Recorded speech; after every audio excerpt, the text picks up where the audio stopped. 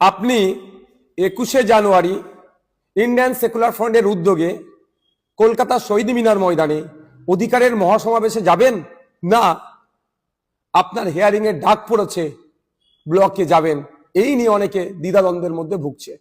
আমাদের অনেক নেতৃত্ব জানিয়েছে এবং অনেক সাধারণ মানুষ ফোন করে বলছে, ভাইজান কি করব, 21 তারিখেই আমাদের আপনার হিয়ারিং এর ডাক পড়েছে।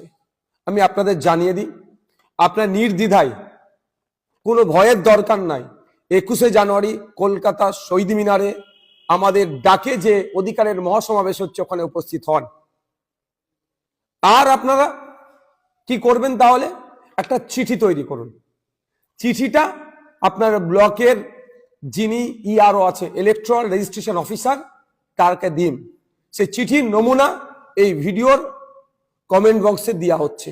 তারপরও আমি একটা ছোট্ট করে দেখিয়ে দিই, বুঝতে পারবেন চিঠিটা কিভাবে লিখবেন। প্রতি মাননীয় বা মাননীয়া ইআরও আপনার বিধানসভার নাম লিখে অমুক বিধানসভা, তারপরে আপনার জেলার নাম দেবেন, তারপরে কি দেবে বিষয়, শুনানির দিন পরিবর্তনের আবেদন, তারপরে মহাশয় মহাশয়া, মহাশয় পুরুষের জন্য মহাশয়, মহিলার জন্য মহাশয়টা দিলেন, আপনার নাম দেবেন, পিতার নাম দেবেন, পুরো ঠিকানা লিখবেন। তারপরে আপনাকে যে নোটিশটা গিয়েছে, নোটিশটা ধরে বাম দিকের মাথায় এমন জায়গায় নোটিশে লেখা আছে, নোটিশ নাম্বার দেওয়া আছে, ওই নোটিশ নাম্বারটা বসালেন। তারপরে কি লিখবেন, আপনার পক্ষ থেকে 21শে জানুয়ারি 2026 আপনার দপ্তরে এসআইআর বিষয়ে, এই গ্যাপটা এসআইআর এর যে কি কারণ আপনাকে নোটিশ ইস্যু করেছে, যে কারণটা আছে সেটা উল্লেখ করবেন। উল্লেখ করার পরে শুনানির জন্য নোটিশ পেয়েছেন, আপনাকে বিশেষভাবে অনুরোধ করছি 21শে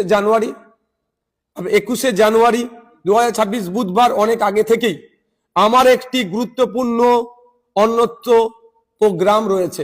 আপনি এখানে যা কিছু লিখতে পারেন, দেখো যে মিনস যে আমার একটা বিশেষ কাজ আছে, আগে থেকেই ছিল বা এখন ডিসাইড হয়ে গেছে, গুরুত্বপূর্ণ কাজ আছে, যে কাজটার জন্য যে আপনি তারপরে কি লিখছেন, আচ্ছা এই দিনটার পরিবর্তন করা হোক, নতুন একটি দিন দেওয়া হোক, যে দিনে আমি সশরীরে উপস্থিত থেকে এই হিয়ারিং বা শুনানিতে অ্যাটেন্ড করব।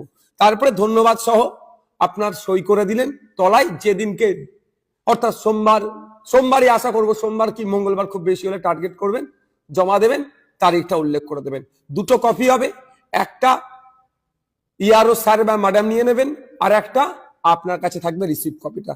আপনি আসুন কলকাতায় আগামী 21শে জানুয়ারি কলকাতায় বেলা 11টার সময় শহীদ মিনার ময়দানে আসুন, আপনার আমার অধিকার বুঝে নিতে।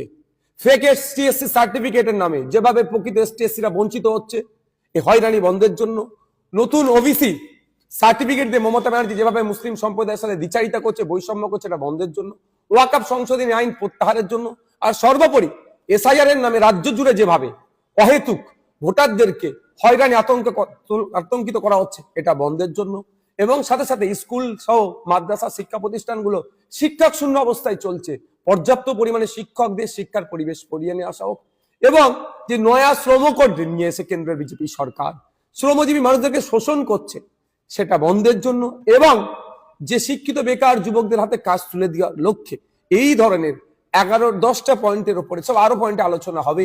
আমরা কলকাতায় শহীদ মিনার ময়দানে এক অধিকারের মহাসমাবেশ ডেকেছি। আপনারা আসুন, নিশ্চিন্তে আসুন, আপনারা এই চিঠি একটা করে আপনার ব্লকে ইআরও কে জমা দিয়ে রিসিভ নিয়ে চলে আসুন। কারণ আমি তাও বলছি, গতকালকে election commission of India West বেঙ্গলের সিইও স্যারের সাথে দেখা করতে গিয়েছিলাম, বিভিন্ন বিষয়ে আলোচনা হতে হতে ভার্বালি আমি এটা বলেছিলাম যে এই পরিস্থিতি, এটা কাকতালীয় কি ইচ্ছাকৃত ভাবে আমি সেটা বলতে পারছি না, কিন্তু ব্যাপক জায়গায় 21 তারিখে নোটিশ ইস্যু করা হয়েছে।